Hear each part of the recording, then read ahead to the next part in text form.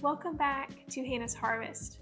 Today I want to share 5 ways that I have made our short-term rental house feel more like home.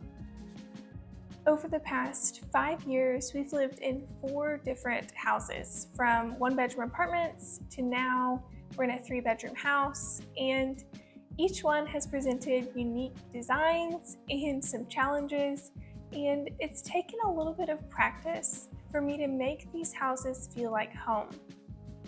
At first, I was really discouraged that I couldn't change the paint color or the floors or do anything to make the house feel more like it was ours. But over time, I've grown to be content. The first and biggest tip that I have for making your short-term or rental property feel like home is making it clean. I have always felt better in a space that looks clean and bright, and it's really important to me that our home is ready for company and ready for visitors on quick notice. So keeping the house clean on a daily basis and as frequent as possible is really helpful in that. And I'm not just talking about the weekly cleaning the bathrooms and doing laundry chores. What I mean here is keeping things picked up and looking nice and neat. So something as simple as putting your dishes straight into the dishwasher instead of letting them pile up in the sink. Or making sure that the couch is not covered in blankets and pillows when you're not using it. So I like to keep all of our blankets stored in the linen closet, and I can get one out to snuggle up on the couch when I'm ready. But as soon as I get up, I like to pick up the pillows and blankets and make sure it's nice and neat again. Another factor in cleaning you might not think of as often is washing fabrics around the house. Things like pillow covers, furniture covers, and rugs.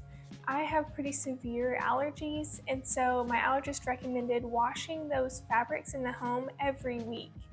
Well, that's a lot of work to do every week, so I try every other week to wash any rugs, kitchen rugs, our doormats, things like that, as well as taking off the covers on pillows and on furniture like this chair, and I do wash them every other week.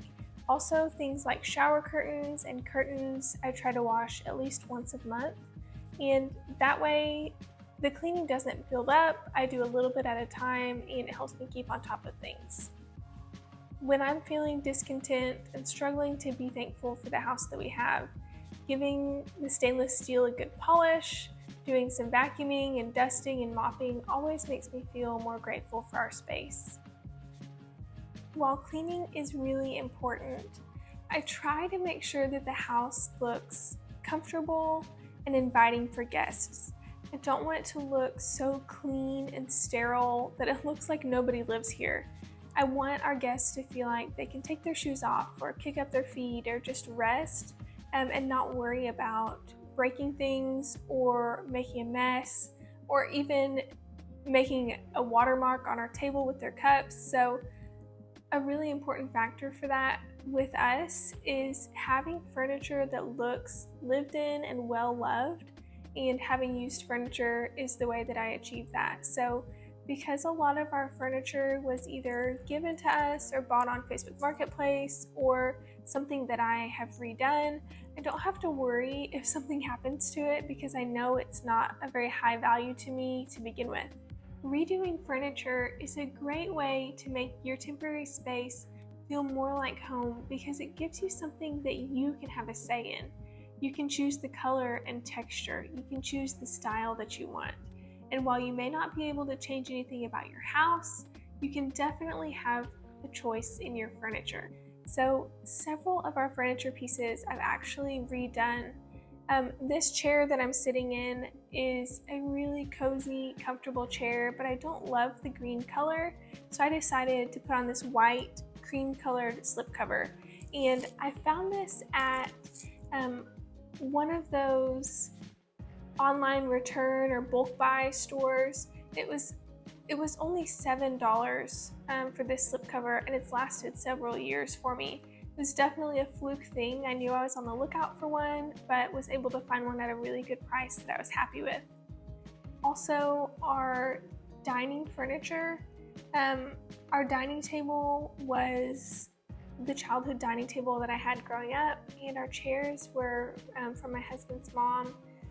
When we got them, they were dark wood with maroon kind of pleather seats, and I just used white chalk paint to paint them, and I recovered the seats with gray velvet that's easy to wipe off and clean, and I just love the look that they have. So for about $50, I totally redid the chairs, and I think they work a lot better with my aesthetic. This rocking chair is one that was my grandma's, and it was originally kind of a butterscotch orange. At our first house, I had it painted teal, and then when we moved here, I decided to paint it white.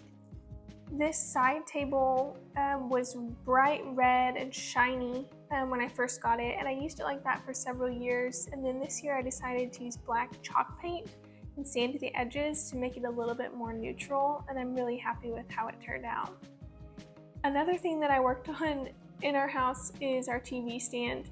It was a cherry wood, really heavily lacquered and shiny, and I bought it on Facebook Marketplace for $75, and I sanded it down for 10 hours and used kind of a gray stain to give it a little bit more of a neutral look. And the last piece of furniture that I worked on in this house is our bar stools. They were just the cheapy bar stools from Walmart that are kind of an oak color, and I first painted them with white legs and a black top, kind of a farmhouse look. They've been completely black, and most recently I spray painted them white and then kind of did a blue marbling over the top.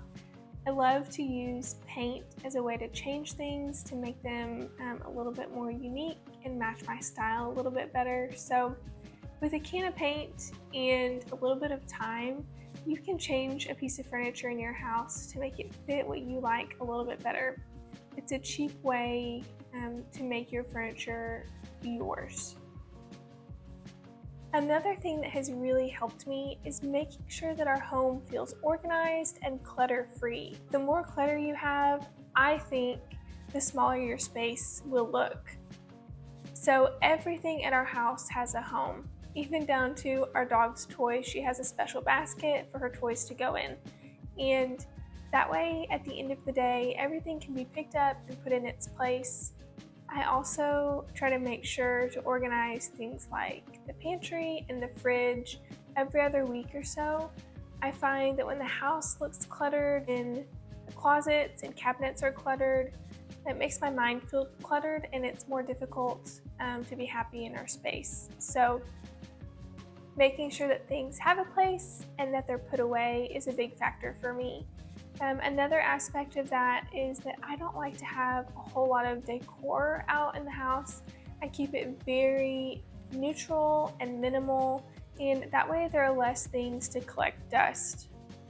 Another thing that has helped our home feel more like a home instead of just a temporary place is adding in plants. Plants in any place that I can. I feel like it makes our house feel a lot more warm and inviting and just comfortable. I like the house to look bright and airy and full of life. I think adding plants to soak up the sunshine really does that in our space. My last tip that has helped me be thankful and content in our temporary living space is keeping the furniture neutral. Each home that we've lived in has a dramatically different layout and design and theme. And so in the beginning, it was really tempting to try to match all my furniture and all my decor to the style of the house that we lived in. But I quickly realized that I couldn't go out and buy new things for every house. So I try to keep my spending really minimal when we move, and I like to have furniture that is neutral, that looks like it goes together. I like kind of an eclectic and neutral style. And by keeping it pretty neutral, it has worked really well with different types of flooring and different paint colors and things like that. So when we move, I don't feel panicked like I need to change a lot. I'm happy with the furniture collection that we have, and The most that I'll change is maybe getting a new rug or getting a couple new throw pillows, but other than that, I like to keep things pretty much the same. I know that it can be difficult to be content in a temporary living space, so I hope that these tips can be helpful for you. I hope that you'll try a few. And remember that your temporary space isn't forever, and it's okay to hope for your long-term home, but the space that you're at can be special and something you can be grateful for, even if it's just for a little while. So thank you so much for watching.